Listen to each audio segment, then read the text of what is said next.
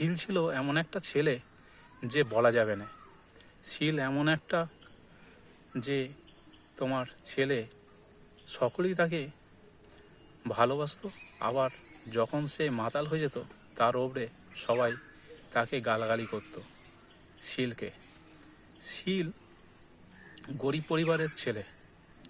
সে নারকেল গাছ উঠে নারকেল গাছ ছাড়াতো, ডাব কেটে ডাব বিক্রি করতো, প্লাস খেজুর গাছ ছাইড়ে রসও বিক্রি করতো। আবার তাল গাছে উঠে তাল কেটে বিক্রি করতো। আবার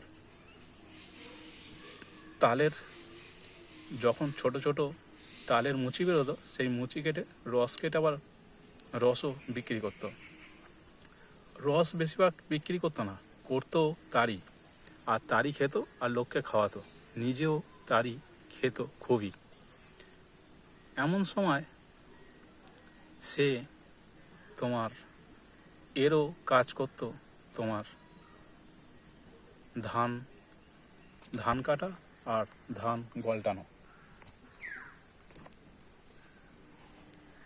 কিন্তু ধান কাটা তো আর সবসময় হয় না, তার সঙ্গে ওই সব কাজগুলো জুড়ে নিয়েছিল ও এইসব কাজগুলো করতে থাকতো।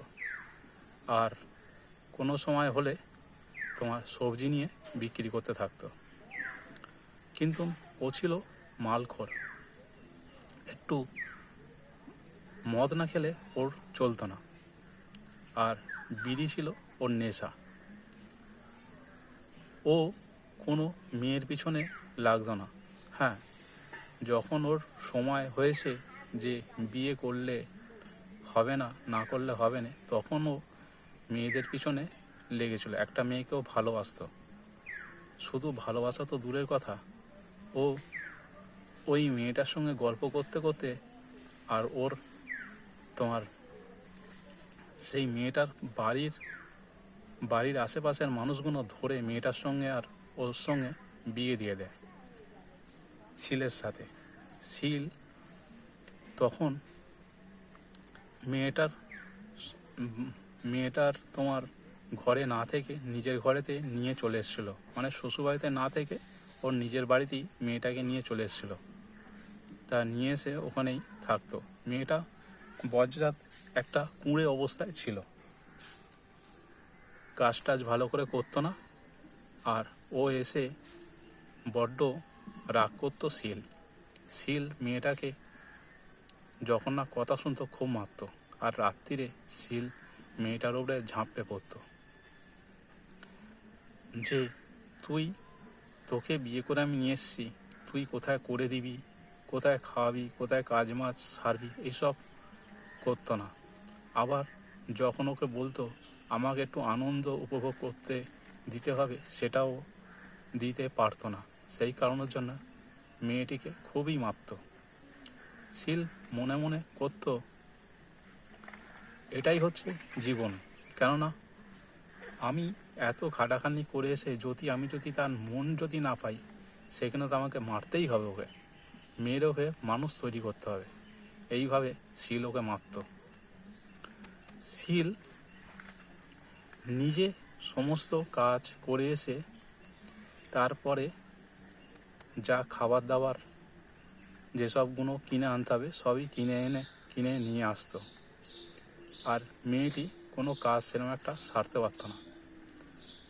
যা কাজ করতো শীলের মা কাজ করতো, আর শীলের বউকে অত কাজ ওর ভাল লাগতো না বলে করতে দিত না। এই অবস্থায় শীল না ঘরের মোটামুটি সব মায়ের কথা শুনতো, আর বউয়ের কথা কিছু শুনতো না। শীল নিজে তোমার একদিন এসে দেখে যে মা নিজের কাজ করতো আর ও নিজে সেরকম একটা কাজ করছিল না। শীল নিজের বউকে একটু দেখতো, গায়ের কাপড়গুলো ভালো করে পরিষ্কার করতো না, ভালো করে চান টান করতো না, যেন কেনামাটা সাবান আছে, সব আছে, সার্ফও আছে, যে পরিষ্কার পরিচ্ছন্নভাবে থাকবে সেরকমভাবে থাকতো না। শীল এতে খুব রেগে যেত, আর নিজেরও খুব রাগ ধরত, যাতে পরিষ্কার পরিচ্ছন্নভাবে থাকবে এটাই তো ভালো। মেয়ে মানুষ যত পরিষ্কার থাকবে ততই ভালো, নোংরা হয়ে থাকলে এটা কি ভালো? তা শীল ওরকম সমস্ত কাজই করে, করার পরেতে সবই করে দেয়। তা শীলের অতটা ভালো লাগতো না।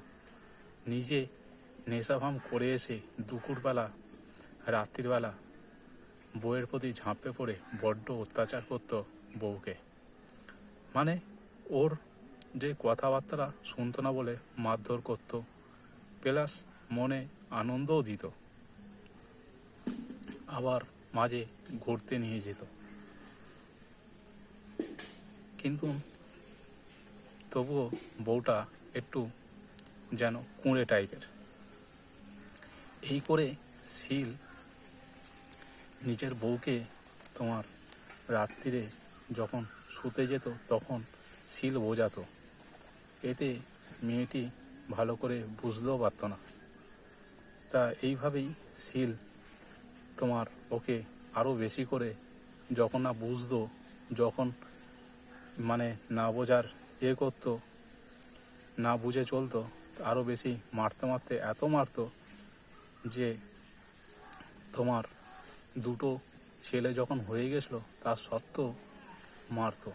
শীল একেবারেই নিজের মতন। তা ও ভালোবেসে বিয়ে করাতে ওর শাশুড়ি ওকে নিয়ে চলে যায়, বাবা আমার বউকে কোথায়, মেয়েকে কোথায় মেরে মেরে ফেলে দেবে। শীল ভাবতো, যাও তোমার মেয়েকে নিয়ে চলে যাও, ও এই বাড়িতে থাকার মতন মানুষই নয়। এরকম তা বলল, আরে মেয়েকে পাড়ার কিছু মানুষ বলল যে মেয়েকে বিয়ে দিয়েছিস, 2-4 দিন রাখ, দেখে দেখ, আর 2-4 দিন থাক, থেকে দেখ যাতে ভালো হয় থাকে, আর না থাকলে নিয়ে চলে আসবি। শীল মনে মনে ভাবে আর বলতে থাকে যে একে না তাড়ানো পর্যন্ত কিছু করার নেই, একে আর বুঝে পারা যাবে না, এর প্রতি এবারে একটু বেশি চাপ দিতে হবে। তখন বউটা না কথা শোনায়, শীল ওকে রাত্রিরে বা দিনে বেশ করে ওর উপরে চাপ দিত। অনবশ্য ভালোবাসার খাতিরে ওকে মারতো। যখন না শুনতো, রাত্রিরে সবাই মিলন সঙ্গে যখন না রাজি হতো তখনও মারতো। আর দুপুরে এসে যখন ওর উঠে ঝাঁপে পড়ে মিলন সঙ্গ না করতেই তো তখনও মারতো। এই করে করে মেরে মেরে লাস্টে ওর মা তেরে ওকে নিয়ে চলে গেছিলো যে বাবা আমার মেয়েকে মেরে ফেলবে, নিয়ে চলে যাই। তারপর শীল অনাহারে থাকার পরেতে এদিক ওদিক ঘুরে ঘুরে বেড়াতো। বেড়াতে বেড়াতে তারপরে ফের একটা মেয়েকে বিয়ে করে তার সঙ্গে ভালো করে জীবনযাপন করতে থাকে। তারপরেও তারও আরও 2টো ছেলে। কিন্তু বউটার কপাল এত ভালো যে ধারণার বাইরে। সবই তার হাতের গোড়ায়